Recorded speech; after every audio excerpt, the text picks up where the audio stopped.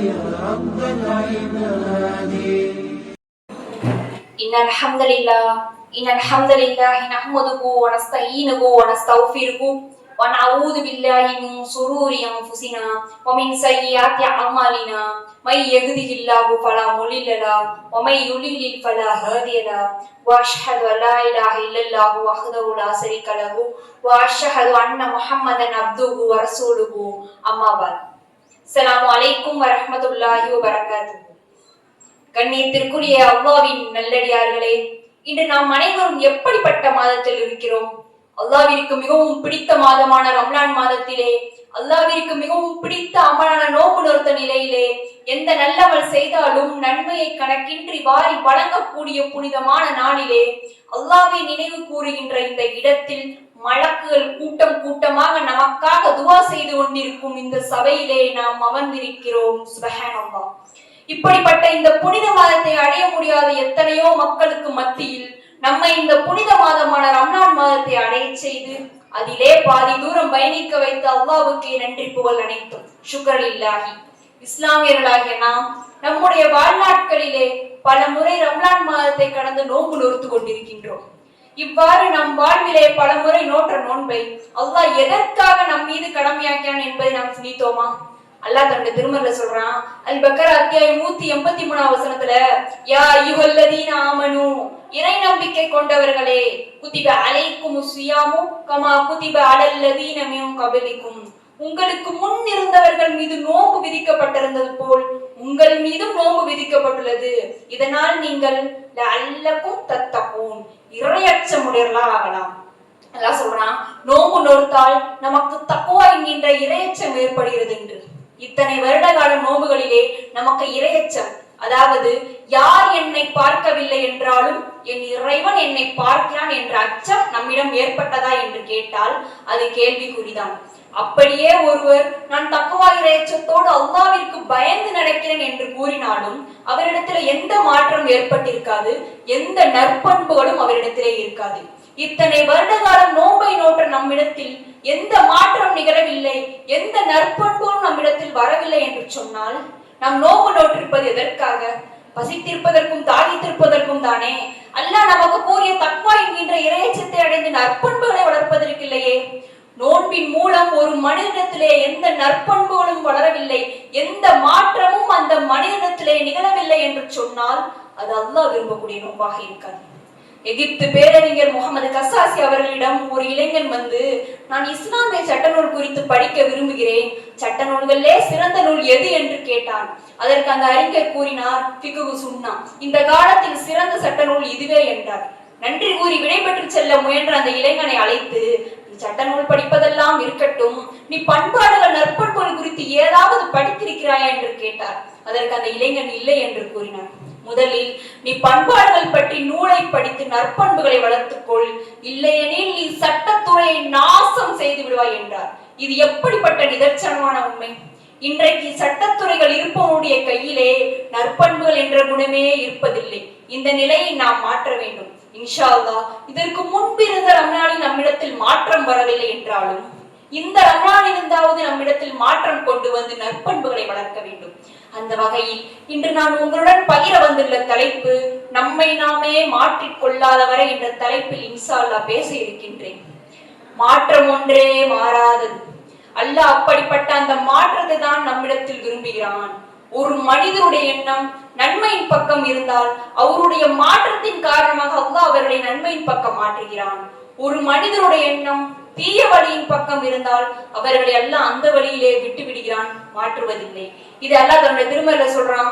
அர்-ரஹ்த் அத்தியாயம் 11 வசனத்துல, இன்னல்லாஹ லா யுகையிரு, நிச்சயமாக அல்லாஹ் அவர்களை மாற்றுவதில்லை, மாபி கோமின் ஹத்தா யுகையிரு மாபி அன்ஃபுஸிஹிம், எந்த ஒரு சமுதாயத்தாரும் தம் நிலையை தாமே மாற்றிக்கொள்ளாத வரை அல்லாஹ் அவர்களை மாற்றுவதில்லை.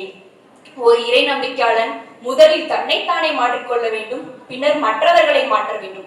தன்னைத்தானே மாற்றிக்கொள்ளாமலும் பிறரை மாற்ற தயாராக இல்லாத சமூகத்தில் அல்லாஹ் எப்படி மாற்றத்தை கொண்டு வருவான்? அதன் வழியிலே அவர்களை விட்டு விடுவான். இதிலிருந்து நம்முடைய குணங்களிலும் செயல்களிலும் நடத்தையிலும் ஏதாவது குறை இருந்தால் அதனை நாம் மாற்றிக்கொள்ள வேண்டும். உதாரணமாக, ஒரு மனிதர் தொழாமலும் குர்ஆன் ஓதாமலும் இருந்தால் இருந்தால் இந்த நோன்பில் இருந்து அதனை செய்து நம்மை நாமே மாற்றிக்கொள்ள வேண்டும். மற்ற நாட்களில் உள்ள ஃபர்லான தொழுகை நன்மை காட்டிலும் நோன்பு நாட்களில் தொழுவது பல மடங்கு நன்மை தரும். அதனால் இந்த நோன்பில் இருந்து நிறைய நல்லமல் செய்து நற்பண்புகளை விளைத்து நன்மை அதிகமாக பெற வேண்டும் இன்ஷா அல்லாஹ். நபி ஸல்லல்லாஹு அலைஹி வஸல்லம் அவர்கள் சொன்னதாக அபூ ஹுரைரா ரலியல்லாஹு அன்ஹு அவர்கள் அறிவிக்கிறார்கள். புகாரில பதிவான ஹதீஸ். இன்னமல் அமாலு பின்னியாத், செயல்கள் அனைத்தும் எண்ணங்களை பொறுத்தே அமைகின்றன.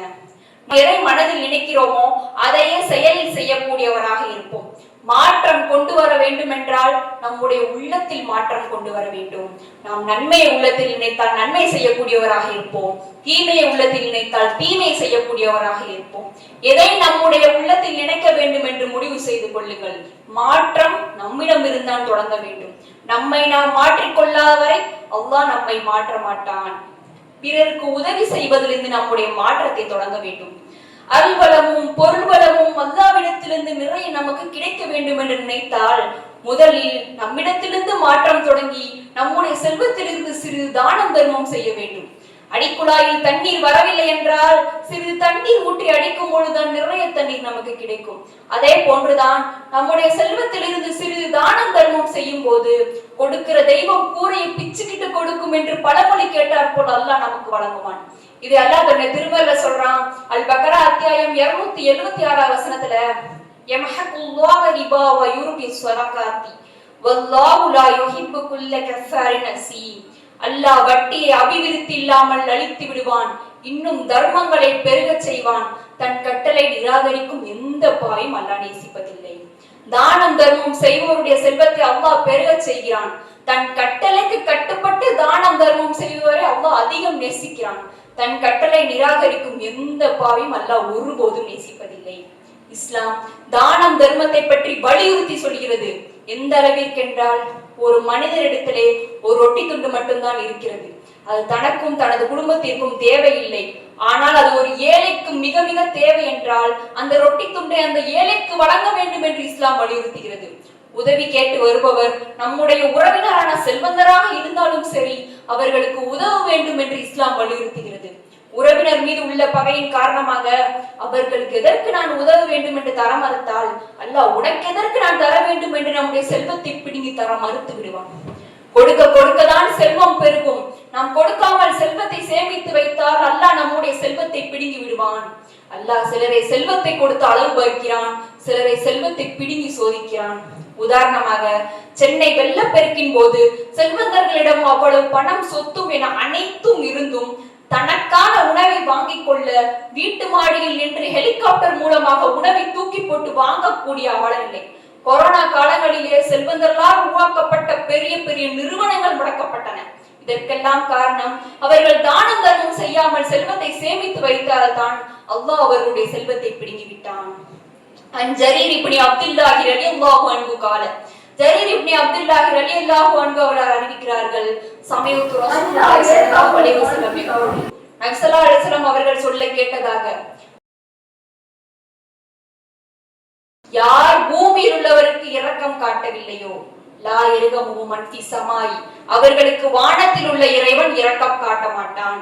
அல்லாஹ் நம்மிடத்திலே இரக்கம் காட்ட வேண்டும் என்றால் நாம் அனைவரிடத்திலே இரக்கம் காட்டி தானம் தர்மம் செய்ய வேண்டும். அது உறவினராக இருந்தாலும் சரி, நீ உறவினருக்கு உதவும் பொழுது உறவை பேணிய நன்மை, தானம் தர்மம் செய்த நன்மை 2 மடங்கு நன்மை நமக்கு கிடைக்கும். சுப்ஹானல்லாஹ். செல்வம் இல்லாத தர்மம் செய்ய இயலாத ஏழைகள் எப்படி சதக்கா என்கின்ற நன்மையை பெற்றுக் கொள்ளலாம் என்றால் நபி ஸல்லல்லாஹு அலைஹி வஸல்லம் அவர்கள் கூறினார்கள். திருமிதியில பதிவான ஹதீஸ், உனது சகோதரனை பார்த்து நீ புன்னகை புரிவது ஒரு தர்மம், நன்மையை ஏவி தீமையை தடுப்பது ஒரு தர்மம், முகவரி தெரியாதவனுக்கு நீ வழிகாட்டுவது ஒரு தர்மம், தாகி திருப்பவனுக்கு நீ தண்ணீர் கொடுப்பது ஒரு தர்மம், பாதையில் கிடக்கும் கல்முள் போன்ற நோவினை தரும் பொருட்களை நீக்கி தள்ளுவது ஒரு தர்மம், பார்வையற்றவரை நீ கருணையுடன் பார்ப்பது ஒரு தர்மம், உனது வாகனத்தில் பிறரை ஏற்றி செல்வது ஒரு தர்மம். தர்மத்திலே உயர்ந்த தர்மம் எதுவென்றால் உனது மனைவிக்கு நீ ஊற்றிவிடும் ஒரு கவலம் உணவு. இந்த அளவிற்கு இலகுவான செயலை செய்தால் சதக்கா என்கிற நன்மை கிடைக்கும் என்று நபி ஸல்லல்லாஹு அலைஹி வஸல்லம் அவர்கள் நமக்கு கற்று தந்திருக்கிறார்கள். இதை தர்மமாக மட்டுமில்லாமல் நற்பண்புகளாக வளர்த்துக் கொள்ள வேண்டும். செல்வந்தர்களாக இருப்பவர் இதை நற்பண்புகளாக வளர்த்துக் கொள்ள வேண்டுமே தவிர இதை மட்டும் தர்மமாக செய்து நம்முடைய செல்வத்திலிருந்து தானம் தர்மம் செய்யாமல் இருப்பது கூடாது. அல்லாஹ் தன்னுடைய திருமறையில சொல்றான். அல் பக்ரா அத்தியாயம் 261 வசனத்துல, அல்லாஹ்வின் பாதையில் தங்கள் செல்வத்தை செலவிடுவதற்கான ஓமையானது ஒவ்வொரு கதிரிலும் 100 தானிய மணிகளை கொண்ட 7 கதிர்களை முளைப்பிடிக்கும் ஒரு வித்தை போன்றது. அல்லாஹ் தன் நாடியவர்களுக்கு இதை மேலும் பன்மடங்காக்குகிறான். நாம் அல்லாஹ்வின் பாதையில் அதிகம் தானம் தர்மம் செய்யும் போது அல்லாஹ் நம்முடைய செல்வத்தில் பரக்கத் செய்து அதை மேலும் பன்மடங்காக்குகிறான். மாற்றம் நம்மிடம் இருந்தான் தொடங்க வேண்டும். அதுவும் இந்த ரமலானிலிருந்து தொடங்க வேண்டும். இன்ஷா அல்லாஹ். கொடுக்கதான் செல்வம் பெருகும். தர்மம் கொடுக்கும் போதுதான் நமக்கும் அந்த சகோதரருக்கும் இடையே பிரியம் ஏற்படும். அப்போதான் நமக்குள்ளே சகோதரத்துவம் நிலவும். சகோதரத்துவத்தை பற்றி இஸ்லாம் எந்த அளவிற்கு வலியுறுத்தி சொல்கிறது என்றால், அல் முஃமினூ லில் முஃமினி கல் புன்யானி இஷுத்து பாலுவும் பாலா. ஒரு முஸ்லிம் மற்றொரு முஸ்லிமுக்கு கட்டிடத்தை போன்றவனாவான். அதன் ஒரு பகுதி மற்றொரு பகுதிக்கு வலுவூட்டுகிறது. எப்படி ஒரு கட்டிடத்தில் உள்ள செங்கற்கள் மற்றொரு செங்கலுக்கு வலுவூட்டுகிறதோ அதே போன்று ஒரு முஸ்லிம் மற்றொரு முஸ்லிமுக்கு வலுவூட்டுகிறான். இதே இஸ்லாம் ஆணித்தரமாக அடித்து சொல்கிறது. அல்லாஹ்வும் தன்னுடைய திருமறையில சொல்றான். 49 அத்தியாயம் 10 வசனத்துல சொல்றான், இன்னமல் முஃமினூன இஹ்வத்துன் ஃபஸ்லிஹு பைன அஹவைக்கும் வத்தகுல்லாஹ லஅல்லகும் துர்ஹமூன். நிச்சயமாக நம்பிக்கையாளர்கள் யாவரும் சகோதரர்களே. ஆகவே உங்கள் இரு சகோதரர்களிடையே சமாதானம் செய்து வையுங்கள். உங்கள் மீது கிருபை செய்யப்படும் பொருட்டு நீங்கள் அல்லாஹ்வை அஞ்சுங்கள். அல்லாஹ் சொல்றான், இஸ்லாமியர்கள் அனைவரும் சகோதர சகோதரிகளே. ஒருவர் மீது ஒருவர் நேசம் வையுங்கள், அன்பு பரிமாறிக்கொள்ளுங்கள், உதவி செய்யுங்கள், இரு சகோதரர்களிடையே சமாதானம் செய்யுங்கள் என்று கட்டளையிடுகிறான். ஆனால் நாம் அவனுடைய கட்டளைக்கு மாற்றமாக நடந்து கொள்கிறோம். எந்த அளவிற்கு என்றால், இரு சகோதரர்களிடையே நடக்கும் சண்டையில் நாம் சமாதானம் செய்ய வேண்டும் என்ற பெயரில் நுழைந்து எரியும் தீயில் எண்ணெய் ஊற்றிய கதையாக கொளுத்திவிட்டு அவர்களை இருவரையும் பிரித்த பகையாளியாக மாற்றிய பின்புதான் வெளியேறுகிறோம். இது இன்றைக்கு நடக்கக்கூடிய நிதர்சனமான உண்மை. ஆனால் அல்லாஹ் அதை விரும்புவதில்லை. அல்லாஹ் எப்படிப்பட்ட சகோதரத்துவத்தை விரும்புகிறான் தெரியுமா? அவர்கள் வாழ்ந்த காலத்திலே அன்சாரிகளும் முஹாஜிர்களும் எப்படிப்பட்ட சகோதரத்துவம் இருந்தார்களோ அப்படிப்பட்ட அந்த சகோதரத்துவத்தை தான் அல்லாஹ் விரும்புகிறான். அது எப்படிப்பட்ட சகோதரத்துவம் தெரியுமா? உண்மை கொள்கைக்காக மக்காவிலிருந்து முஸ்லிம்கள் அனைவரும் சொந்த ஊர், உறவு, சொத்து என அனைத்தையும் தியாகம் செய்து மதீனாவிற்கு வந்தனர். அப்போதான் அன்சாரிகளும் முஹாஜிர்களும் ஒருவருக்கு ஒருவர் முதல் முறையாக சந்திக்கின்றனர். அப்போது நபி ஸல்லல்லாஹு அலைஹி வஸல்லம் அவர்கள் ஒரே ஒரு கட்டளை இட்டார்கள். நீங்கள் இருவரும் ஒருவருக்கொருவர் சகோதரர்களே என்று கூறியதும் அன்சாரிகள், எங்களுடைய இறைவனும் அவர்களுடைய இறைவனும் ஒன்றே, எங்களுடைய மார்க்கமும் அவர்களுடைய மார்க்கம் ஒன்றே, நாங்கள் அனைவரும் சகோதரர்களே என்று அனைத்தையும் முஹாஜிர்களுக்கு பங்கு போட்டார்களே, அது எப்படிப்பட்ட அழகிய வரலாறு! என் சொத்தில் உள்ள பாதி எடுத்துக் கொள்ளுங்கள், என் வீட்டில் உள்ள பாதி எடுத்துக் கொள்ளுங்கள், என்னுடைய இரு மனைவிகள் உங்களுக்கு பிடித்த ஒரு மனைவியை கூறுங்கள், தலாக் விடுகிறேன், அவர்களை எடுத்துக் கொள்ளுங்கள், எனது ஆடை, எனது விளைநிலம் என அனைத்திலும் நேர்பாதியாக பங்கு போட்டவர்கள் அன்சாரிகள். நபி ஸல்லல்லாஹு அலைஹி வஸல்லம் அவர்களுடன் வாழ்ந்த சஹாபாக்களுடைய சகோதரத்துவம் எப்படி இருந்தது? நபி ஸல்லல்லாஹு அலைஹி வஸல்லம் அவருடைய உம்மத்தாகி நம்முடைய சகோதரத்துவம் எப்படி இருக்கிறது சிந்தித்து பார்க்க வேண்டும். நாம் மற்ற சகோதரனை குறித்து நெஞ்சமெல்லாம் நஞ்சுடனும் மனமெல்லாம் மஞ்சள் எண்ணத்துடனும் இருக்கின்றோம். மற்றவரிடத்துல எப்போது குறை காண்போம், அதை எப்போது பறையடித்து ஊருக்கு தெரியப்படுத்துவோம், அப்போதான் நமக்கு நிம்மதி என்று சுட்டி திரிகிறோம். அது மட்டுமில்லாமல் ஒரே இறைவனை வணங்கி ஒரே மார்க்கத்தில் இருக்கக்கூடிய நமக்குள்ளே பல பிரிவுகள், பாகுபாடுகள் இருக்கிறது. இப்படிப்பட்ட பல பிரிவுகள் வருவதற்காக நம்முடைய பெருமானார் ஸல்லல்லாஹு அலைஹி வஸல்லம் அவர்கள் 23 வருட காலம் இஸ்லாத்தை நிலைநாட்ட போராடினார்கள். அல்லாஹ் அக்பர். மாற்றம் நம்மிடம் இருந்தான் தொடங்க வேண்டும். அவர்கள் வேறு பிரிவினரை சேர்ந்தவர்கள் என்று இல்லாமல் அனைவரும் ஒரே இறைவனை வணங்கி ஒரே மார்க்கத்தில் இருக்கக்கூடியவர்கள் என்று ஒருவருக்கொருவர் உதவி செய்து அன்பு பரிமாறி ஒற்றுமையாக இருக்க வேண்டும். இன்ஷா அல்லாஹ். மனதில் எந்த ஒரு குரோதமும் விரோதமும் வஞ்சகமும் இல்லாமல் நம்முடைய அண்டை வீட்டார், இரத்த உறவினர்கள், சகோதரர்கள் அனைத்து முஸ்லிம்களிடத்திலும் ஒற்றுமையாக சகோதரத்துடன் இருக்க வேண்டும். ஒருபோதும் நம்மை உயர்த்தி அவர்களை தாழ்த்தி பேசிவிடக் கூடாது. அல்லாஹ் தன்னுடைய திருமறையில சொல்றான். 49 அத்தியாயம் 11 வசனத்துல, நம்பிக்கையாளர்களே, எந்த ஒரு சமூகத்தாரும் பிரிதொரு சமூகத்தாரை பரிகாசம் செய்ய வேண்டாம். ஏனெனில் பரிகாசிக்கப்படுபவர் பரிகாசிப்பவரை விட மேலானவர்களாக இருக்கலாம். அவ்வாறே எந்த பெண்களும் மற்ற எந்த பெண்களையும் பரிகாசம் செய்ய வேண்டாம். ஏனெனில் இவர்கள் அவர்களை விட மேலானவர்களாக இருக்கலாம். இன்னும் உங்களில் ஒருவருக்கொருவர் பழித்துக் கொள்ளாதீர். இன்னும் உங்களில் ஒருவருக்கொருவர் தீய பட்ட பெயர்களால் அழைக்காதீர். நம்பிக்கை கொண்ட பின் தீய பெயர் சூட்டுவது என்பது மிக கெட்டது. நாம் யாரையும் மட்டம் தட்டி ஒருபோதும் பேசிவிடக் கூடாது. ஏனெனில் அவர்கள் அல்லாஹ்வின் புறத்தில் மேலானவர்களாக இருக்கலாம். இந்த வசனத்தில் அல்லாஹ் பெண்களை குறிப்பிட்டு கூறுவதன் காரணம், படைத்த இறைவனுக்கு தெரியும் தன்னுடைய படைப்பை பற்றி. இந்த குணம் பெண்களுக்கு இயல்பாக இருப்பதால் தான் அல்லாஹ் நம்மை கூறுகிறான். நாம் யாரையும் மட்டம் தட்டி ஒருபோதும் பேசிவிடக்கூடாது. யாரையும் படித்துக் கொண்டும் பட்ட பெயராலும் அழைக்கக்கூடாது. அனைவரையும் சகோதரர்களாக பார்த்து அன்பு பரிமாறிக்கொள்ள வேண்டும். இன்ஷா அல்லாஹ். அன்று சஹாபாக்கள் ஒற்றுமையாக சகோதரத்துவத்துடன் இருந்தால் தான் இஸ்லாம் இன்றைய வரை தலைத்து ஓங்கி நிற்கிறது. மாற்றம் நம்மிடம் இருந்தால் தொடங்க வேண்டும். நாம் அனைவரையும் சகோதரத்துடன் ஒற்றுமையாக நிறம், இனம், குலம், மொழி வேறுபாடு பாகுபாடு பார்க்காமல் ஒருவருக்கு ஒருவர் ஒற்றுமையாக இருக்க வேண்டும். ஒரே இறைவனை வணங்கி ஒரே மார்க்கத்தில் இருக்கக்கூடிய நமக்குள்ளே பல பிரிவுகள் என்றால் எப்படி சகோதரத்துவம் நிலவும்? கடையநல்லூர் இஸ்லாமிய பெண் சம்பவத்தை பற்றி நாம் அனைவரும் கேள்விப்பட்டிருப்போம். அந்த பெண் முழு ஹிஜாபை அணிந்து சமூக வலைத்தளங்களில் பாட்டு பாடி ஆடிக்கொண்டிருப்பதை கண்டித்து இஸ்லாமிய உலமாக்கள் எதிர்ப்பு தெரிவித்தனர். அந்த இஸ்லாமிய உலமாக்களே எதிர்த்து அந்த பெண் வீடியோ போடுகிறார் என்றால் இஸ்லாமியர்களுக்கிடையே எப்படிப்பட்ட சகோதரத்துவம் இருக்கிறது என்று சிந்தித்து பார்க்க வேண்டும்.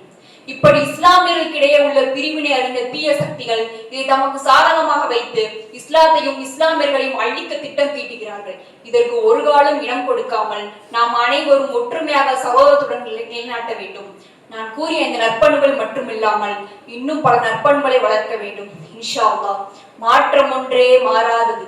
அல்லாஹ் விரும்பக்கூடிய அந்த மாற்றத்தை இந்த ரமலானிலிருந்து தொடங்கி மாற்றம் கொண்டு வந்து நற்பண்புகளை வளர்த்து அதை வாழ்நாள் முழுவதும் கடைபிடித்து சொர்க்கத்தில் உயர்ந்த சொர்க்கமான ஜன்னத்துல் ஃபிர்தௌஸ் நம் அனைவரையும் அல்லாஹ் ஒன்று சேர்ப்பானாக என்று துஆ செய்தவளாக எனது உரையை முடிக்கிறேன். வாஹி தவ்வானா அல்ஹம்துலில்லாஹி ரப்பில் ஆலமீன். அஸ்ஸலாமு அலைக்கும் வரஹ்மத்துல்லாஹி